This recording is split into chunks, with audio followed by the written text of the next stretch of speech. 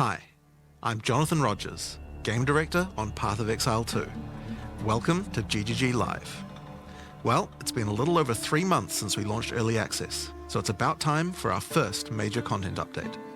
Today, we're going to show you an exclusive reveal of Path of Exile 2, Dawn of the Hunt, which launches on April 4th. Twitch drops are enabled on today's livestream, so make sure you follow the instructions below in order to claim your Executioner's Guillotine finisher effect. Now in today's stream, we're going to take you on a deep dive into the new Dawn of the Hunt update. We'll cover a new class, 5 new Ascendancy classes, and huge expansions on character systems like unique items and support gems. After that, it's on to the endgame improvements, including changes to systems, a bunch of new encounters, and lots of other content. We're going to finish up today with a live Q&A session where Ziggy D will ask Path of Exile 2's game directors, myself and Mark, your questions from Twitch chat. And after the live stream, we'll drop the full patch notes. Now we have a lot to cover today, so let's get started with a trailer for Path of Exile 2, Dawn of the Hunt. We Azmerian are guided by the spirit. It provides prey, shelter, even love. But for me, one day, all that were changed.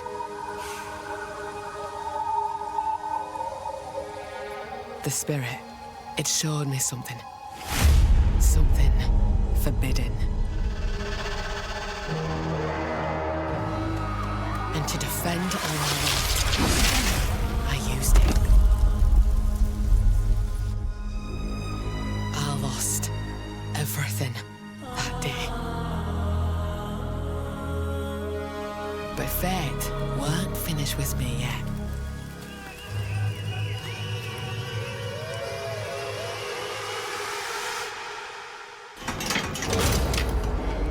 I'll right the wrongs I've done.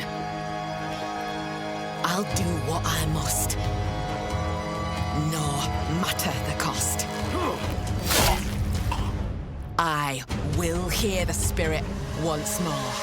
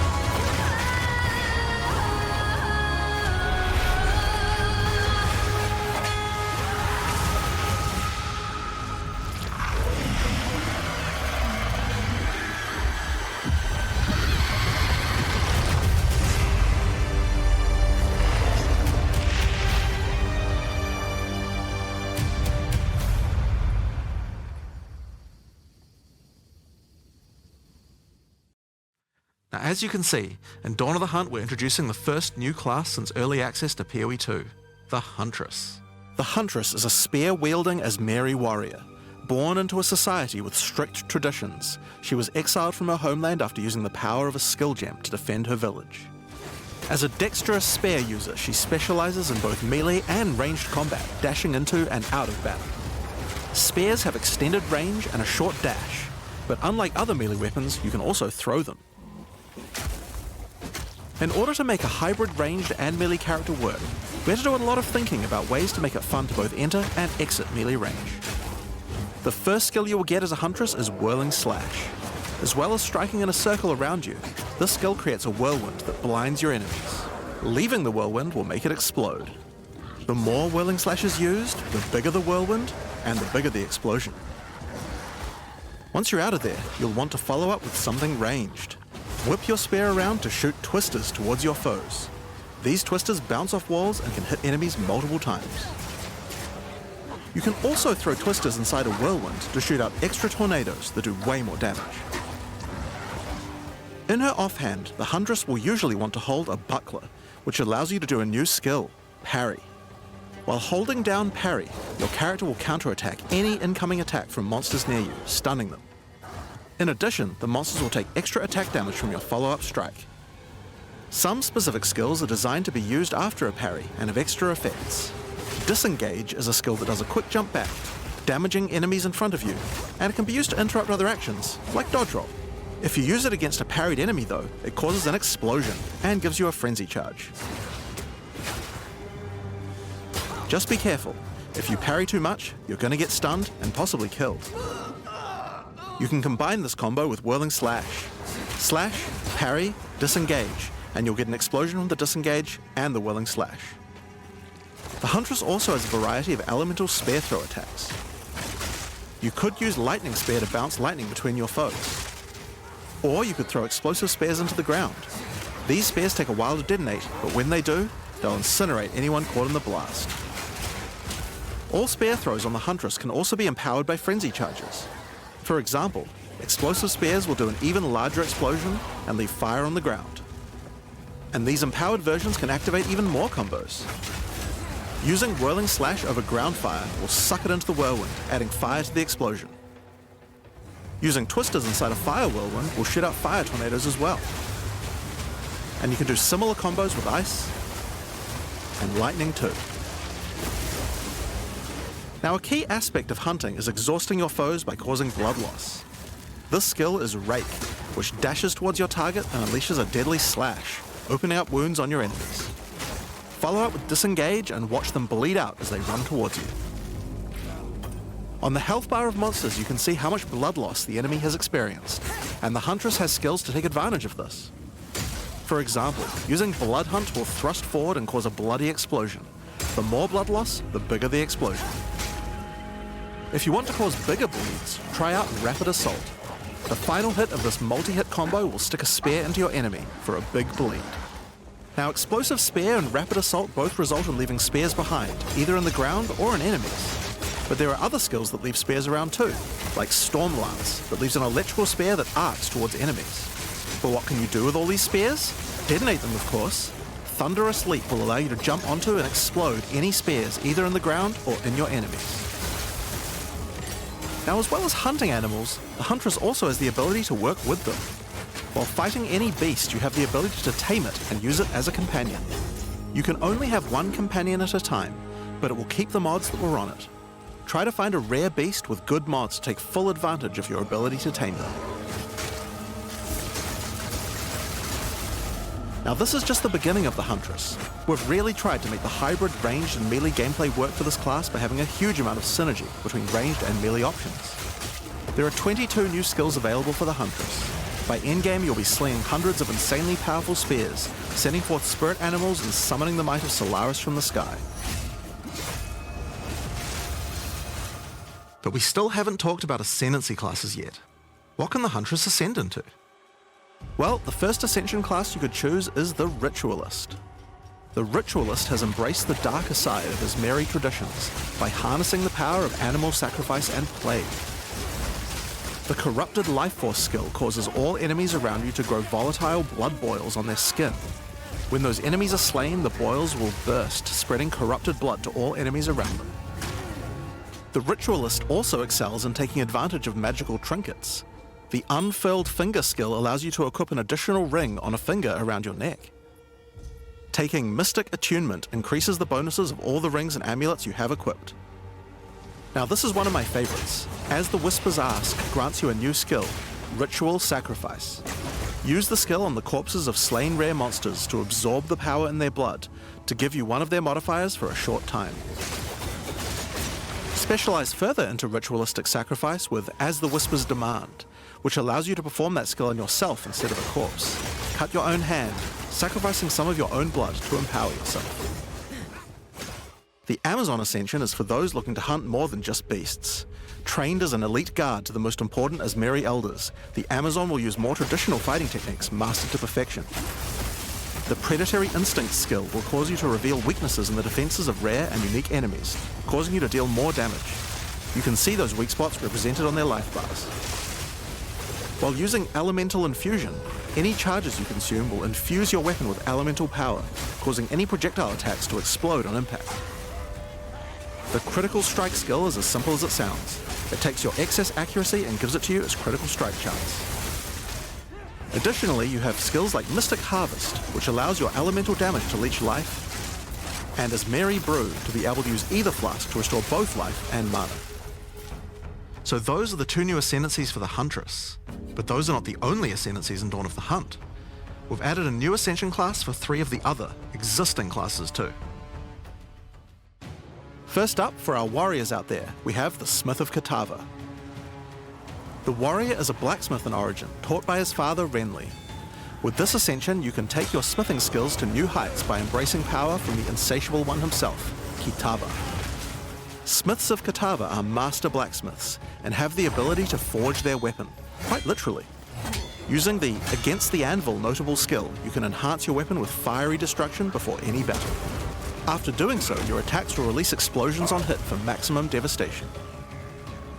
You can also use the power of Kitava to summon an animated copy of your weapon to fight alongside you. A great blacksmith can do more than just forging their weapon though. Their armor can be enhanced too. Now you might think this Ascendancy class tree looks a little abnormal, and you're right. There's a lot of notable skills all disconnected at the bottom there. By taking this point here, which is free to assign, your character is unable to equip body armors with mods of any kind. So your body armor must be normal. Sounds like a downside, right? Except now in true blacksmith fashion, you get to craft your own body armor by taking those disconnected notables with your points. If you want your body armor to grant life, take this notable. If you want resistances, take this one. There's so many choices. Think of it like you're crafting your own body armor, just in a more literal sense. Now, let's move on to those who prefer the reassuring feel of a crossbow in their hands, the Mercenary. Alongside the existing Ascension classes, the Gemling Legionnaire and the Witch Hunter, you can now play as the Tactician. The Tactician is a former Blackguard elite. Free from the duties of a Blackguard, he is able to use his training to decimate the monsters of Rayclast and earn a healthy income doing so.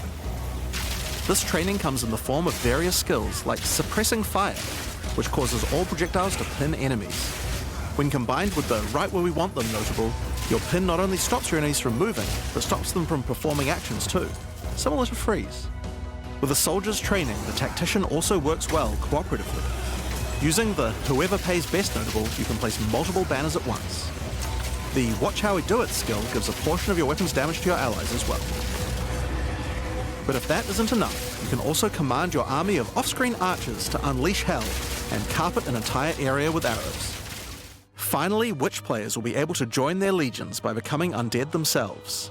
In Dawn of the Hunt, we're introducing the Lich Ascension class. The Lich is a master of chaos and curses and could sacrifice her life to enhance her energy shield. The Crystalline Phylactery skill allows you to nominate a jewel in which to contain part of your soul, massively increasing its power. There's just one downside to splitting your soul this way though. If you have no energy shield, your mana costs will shoot up. The Necromantic Conduit skill causes you and allies in your presence to have unholy might, granting extra damage as chaos damage. Rupture the Soul makes enemies you curse explode with chaos damage when slain. Dominion over Flesh allows you to apply an additional curse. It's safe to say you'll be the true master of the occult by choosing the Lich class. So Dawn of the Hunt has the Huntress and 5 new Ascension classes, but it doesn't end there. Let's take a look at some of the new skills we've added. Now you may remember we've previously talked about the Raise Spectre skill. It's finally complete, and it will be made available in the upcoming expansion. It can be found in the occult skills on the skill gem crafting panel. Raise Spectre is a skill that allows you to trap the soul of almost any monster in the game, which you can then summon in the skill panel. Spectres cost spirit and will revive automatically if they die, but the spirit cost varies based on the power of the monster. You could summon an army of weaker monsters, or a few of the more powerful monsters. You can combine them with your existing skeleton minions, or summon exclusively spectres. It's all up to you and how you want to customize your army of the undead. Given that there are hundreds upon hundreds of monster variants in Path of Exile 2, it's safe to say you'll be experimenting with this one for a while. We look forward to seeing which monsters serve you best. Now let's move on to our next skill. Since we've been talking about summoning undead so much, let's have a change of pace and summon something a little more alive. In Dawn of the Hunt, we're adding the Summon Rower skill. Summon your friendly rower to aid you in combat as a minion. You can also mount your rower in combat at any time, allowing you to move at full speed even while shooting arrows or throwing spears. Be wary though, if you take too much damage while riding your mount, you can be knocked off and get overwhelmed. It's worth keeping an eye on your stagger bar, as falling off the mount can mean almost certain death. On the topic of new ways to enhance your character, let's talk about support gems. Support gems are used to modify your skill gems in meaningful and interesting ways. Currently, we feel that a lot of builds have insufficient options here. To alleviate this, we're adding over 100 new support gems. Hema crystals will enable a new kind of bleed build, turning the damage over time you would have done into explosive Vile crystals. Alignment is a support gem for bow attacks, which can reward skilled players with good positional skills. Caltrops will allow you to litter the battlefield with hazards, slowing your foes as you fling spears through their ranks. But there's plenty more for every playstyle, such as Enormity, Unsteady Tempo,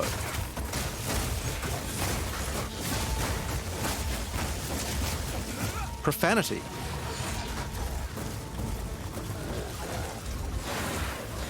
Retaliate,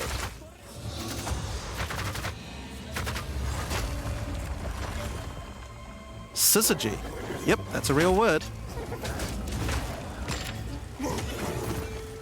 and many more.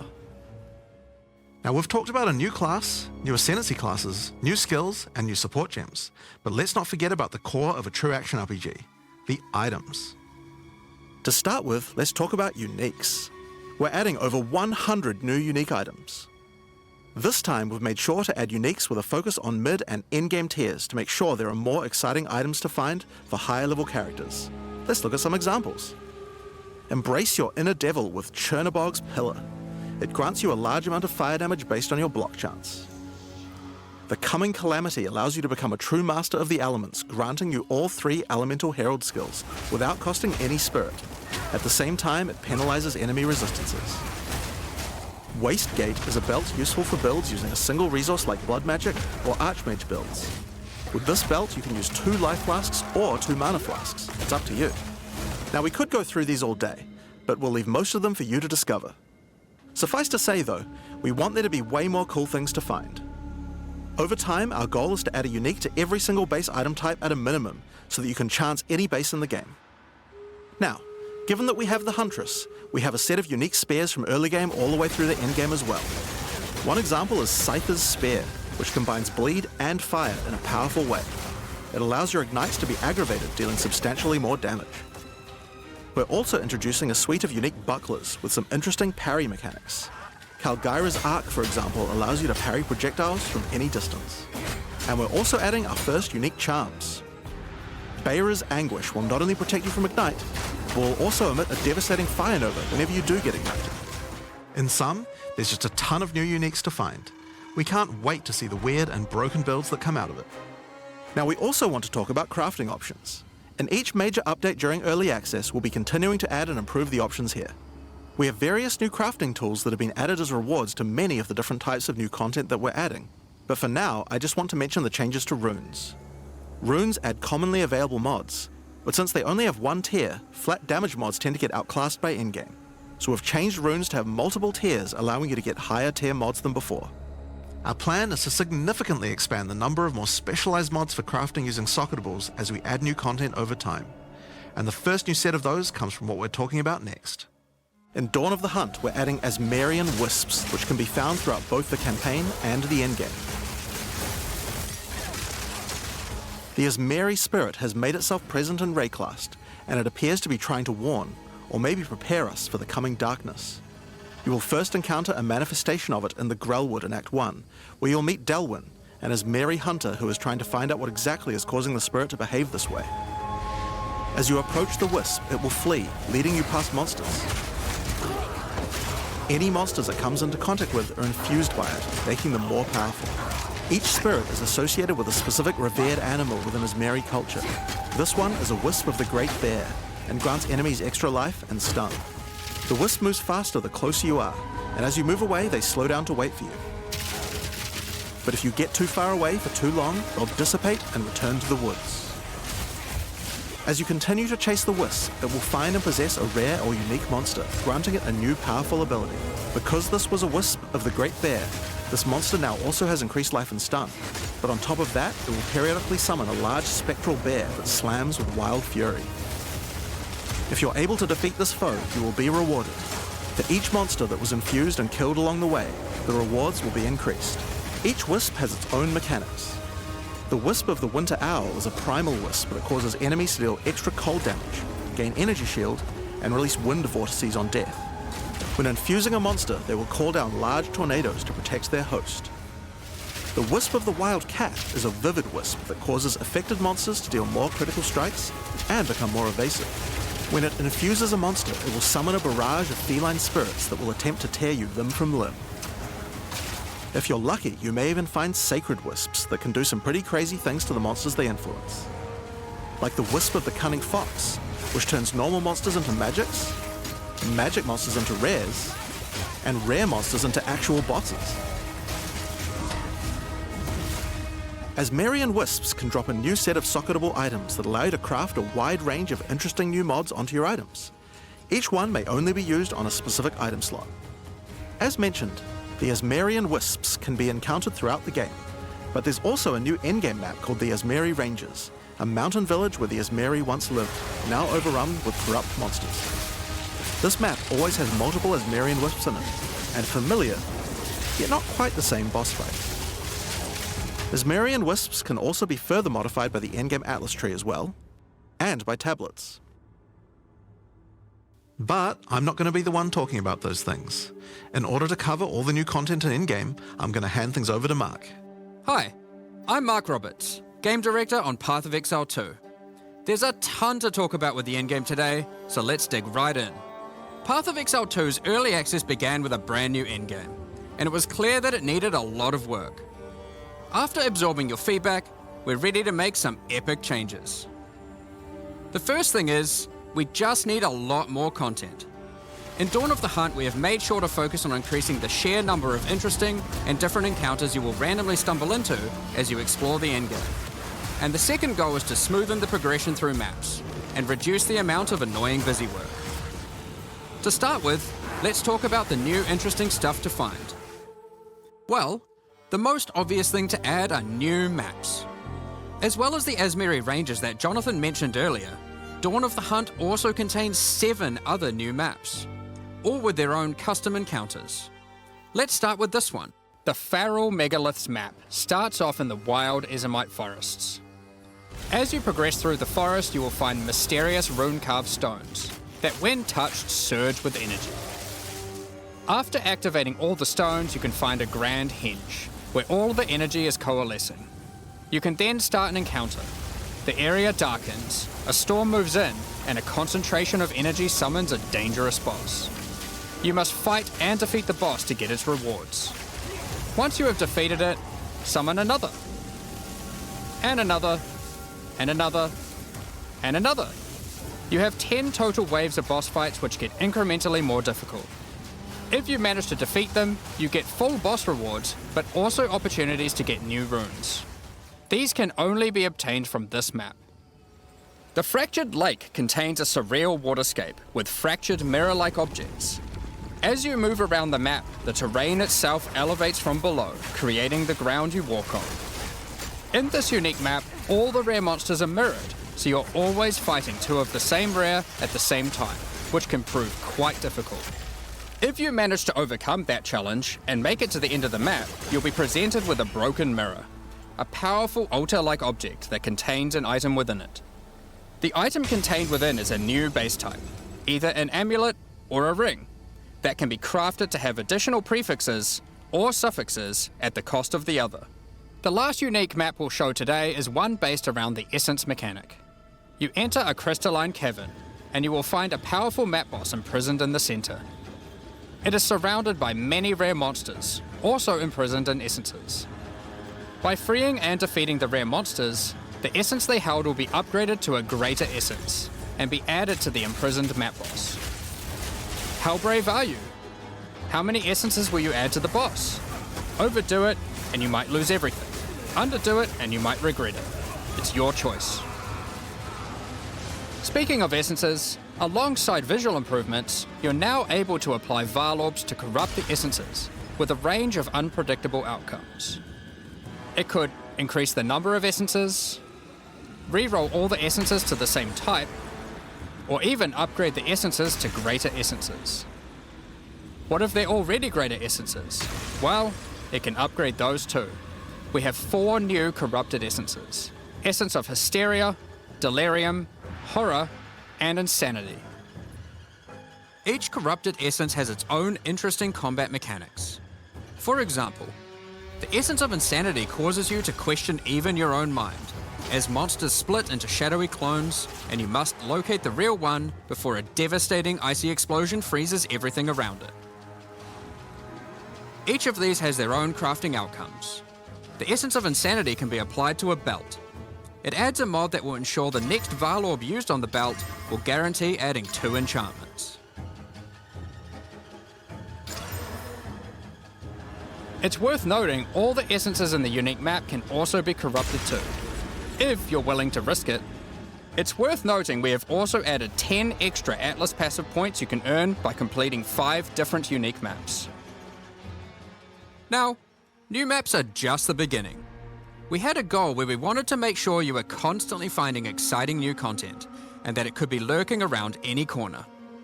So, we have added a bunch of new things that you could stumble into in any map you run. On your travels, you will sometimes encounter rogue exiles.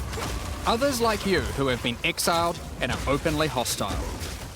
Some are malicious, some are mad, while others are simply fiends for loot. They will challenge you, a fight to the death. They use the same skills available to players, and even the same items. They aren't just dressed up in those items, they're actually using them. It's going to feel like a true player versus player situation. Of course, if you are able to slay these exiles, those items will all drop on the ground. So if you encounter an exile using a powerful or valuable unique item, which you can see displayed under their life bar, you want to be damn sure you kill them. Because if they kill you and your party, they'll portal out, taking their items with them. Every fight will feel completely different depending on the items they come equipped with. These exiles are much smarter than your regular monster. They have capabilities to dodge roll, avoid your abilities with smart pathfinding, smart targeting, and much more action-packed gameplay. Fortunately, they're like you and they're not super durable. Unless of course they're wearing uniques like Calm's Heart, in which case expect a longer battle. There are 12 different rogue exiles you can find, each with their own skills and personalities. Some may insult you, while others may admire your honor in combat. Another encounter you might stumble onto in Dawn of the Hunt are one of 4 new unique strongboxes. Strongboxes are chests with modifiers. When you try to open them, they activate traps and spawn waves of monsters that you must defeat to access the loot.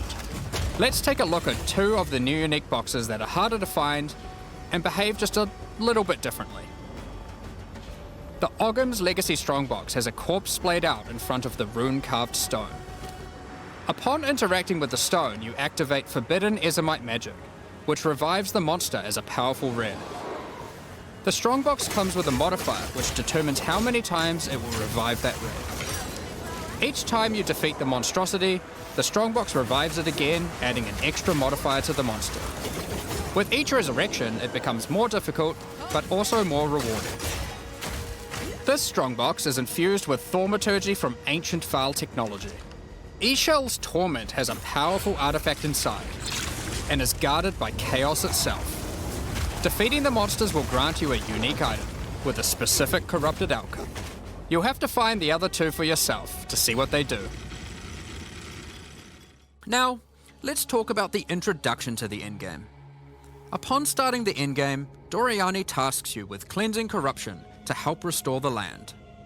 However, in practice, the quest objective just sent you on a grind to clear 15 maps. We wanted to make the quest to unlock your Atlas passives much more interesting. Now, Doriani is tasking you with a more specific objective. On the Atlas you will find areas of corruption caused by the beast. In the center of each one you will find a corrupted nexus, the source of the affliction. In the areas leading up to the nexus, you will notice that corruption spills out from slain enemies and amalgamates into powerful monsters.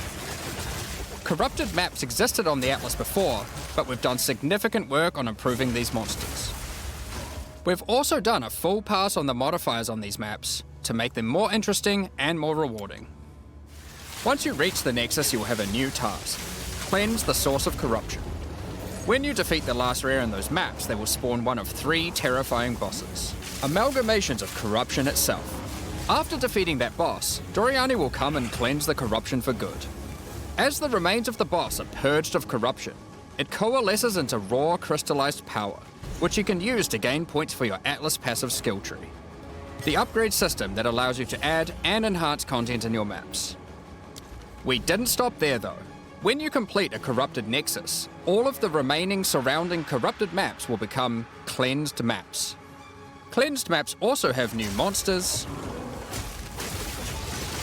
a new boss, and their own set of modifiers and rewards, including finding fracturing orbs by slaying cleansed enemies. These orbs can be used in crafting on a rare item to cause one of its modifiers to become fractured. A fractured modifier is one that cannot be modified by any means. You are able to freely modify the item, ensuring the fractured modifier will never change. If you get the right item with the right mod, it can prove to be a very powerful crafting base indeed. You must now choose. Do you complete all the corrupted maps and then the Nexus? Or maybe you beeline to the Nexus, complete it, and do all the remaining maps cleansed. Both have rewards to entice you and challenges to assess. Now, let's have a talk about towers. One thing we've had a lot of feedback on is the busy work around running towers and managing your tablets. The first change we've made here is that we have reduced the number of towers drastically, so there are now 1/3 as many as before, but we've made them much more powerful. To start with, tablets now inherently add twice as many mechanics, but that's not all. Running higher tier maps and towers now increases the number of mechanics applied by tablets. By tier 15, the bonus is double, allowing a single tablet to now add 4 times as many mechanics as before. So, we're running far fewer towers, dealing with fewer tablets, and affecting even more maps than before. But because there are fewer towers overlapping with each other, you won't get as many opportunities to stack different tablets. In order to solve this, we've made it so that each tower can consume up to 3 tablets at once.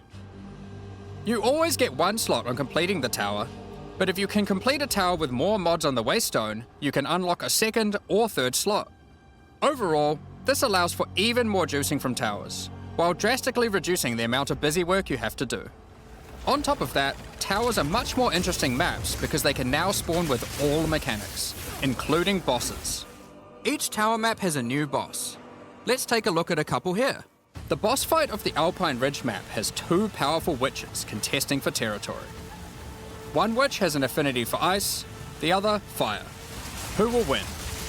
Hopefully neither. The boss of the Sinking Spire map is a remnant of the Val that has been charged with lightning. It uses a full suite of lightning abilities, but be careful. If any of them hit the surrounding constructs, they will power up. Another thing that we've seen a lot of feedback about is sustaining Waystones. As we looked into it, we realized that the people who couldn't sustain Waystones were dying a lot more than we had expected. And that made us realize something. During the campaign, the expectation is that you can die multiple times in order to learn how to overcome challenges. You are able to learn how the monsters behave, adapt to their skills, and eventually overcome them. But as soon as you get to the endgame, you are effectively no longer allowed to die if you want to sustain Waystones. By the time you are getting towards the end of endgame, we want you to have to be careful not to die. But it certainly shouldn't be that we have such a sudden shift as you run your first maps. The first change we're making is you can now respawn and return to a map if you die. continuing from where you left off. When you start the endgame, you get up to 6 total attempts per map. As you add more modifiers to a waystone, the number of respawns goes down. This means that as you get to the point that you're running every waystone as a rare, you will have to be more careful. In parties, everyone gets to respawn that number of times. But we still think it's important that you can kill a boss in one go. In order to allow that to happen, we've made a change so that once you start the boss fight, it changes over to the same respawning system we use for pinnacle bosses. This means that the map owner can choose to respawn everyone at the same time. Another complaint we've seen a lot of is players not wanting to do the pinnacle content because of the experience penalty from dying. A change we've made here is that all pinnacle content now no longer grants experience, but also no longer removes experience on death either. Dawn of the Hunt also brings the first batch of Twilight Order Reliquary keys from the early access supporter packs. These keys contain items selected by our supporters. They can contain any unique item found in Path of Exile 2. If the selected item is a pinnacle boss drop, then only special keys dropped by this content will be able to provide these items. For example, Hand of Wisdom in action can only come from a key dropped by Zesht. We're also making a change that allows pinnacle boss uniques to drop at any difficulty. Rarer uniques will be rarer at lower difficulties, but still possible to find. This applies to the drop chances for the reliquary keys from this content as well. We spoke about towers and tablets earlier, but we have also added a suite of unique tablets. Each of these adds crazy interactions to the maps influenced by it. For example, this unique tablet allows you to run any map in a tower's radius without requiring connections, which can be quite useful for jumping gaps and traveling around your atlas. And this tablet causes all runic monsters spawned during expedition encounters to be duplicated, and weakens all expedition monsters that emerge from the ground. The Atlas tree has also been expanded, and you can find many of the new mechanics there, and improvements to existing ones too. Now through this livestream we have mentioned quite a few new crafting options that we've added. New runes, corrupted essences, fractured mods and jewelry crafting bases. But we did have just one more crafting system to talk about: recombination. Expedition was the only in-game mechanic that was lacking a crafting system, so that needed to change. Recombination is a mechanic that might be familiar to some players. It allows you to merge 2 items together, hoping to get the best elements of each on a single new item. This new crafting bench will be unlocked as you complete your first expedition, and requires artifacts found during expeditions to fuel it. The rarer the mods on the item you are combining, the more expensive the cost. That wraps up all the major in-game changes we're talking about today. With all the system changes and new content, we can't wait to get in there, start blasting maps, and obliterating monsters. There is one more thing we wanted to clarify before we move on, which is that all the content we've talked about today will be made available in the existing early access leagues, so you can play your existing characters. However, there will be new leagues made for those who wish to start in a fresh economy. It is recommended to start over and get the full new experience in the Dawn of the Hunt leagues.